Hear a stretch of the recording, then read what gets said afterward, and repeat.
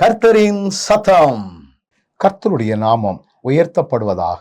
கிறிஸ்துவுக்குள் அன்பானவர்களே, இந்த நாளிலும் கர்த்தருடைய சத்தம் ஒன்றை நாம் கேட்போம். மார்க்கு எழுதின சுவிசேஷம் 14வது அதிகாரம் 6ஆம் வசனம் இப்படி சொல்லுகிறது.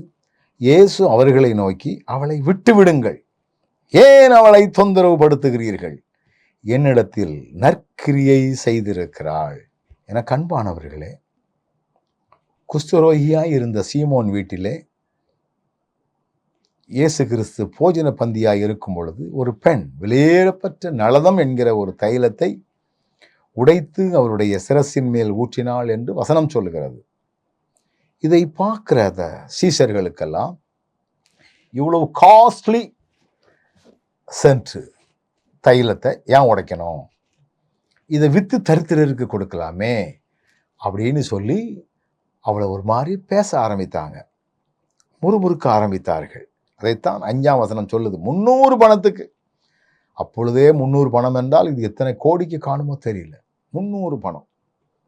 அப்பதான் ஆண்டவர் சொல்லுது, அவ தெரியாம பண்ணிட்டா, இந்த தைலத்தினுடைய மதிப்பு தெரியாம பண்ணிட்டா. அப்படி சொல்லல. எனக்கு அன்பானவர்களே, அவர் சொல்லுற காரியத்தை பாருங்கள். ஏன் அவ்வளவு தொந்தரப்படுத்துறீங்க? என்னிடத்தில் நற்கிரியை செய்திருக்கிறாள்.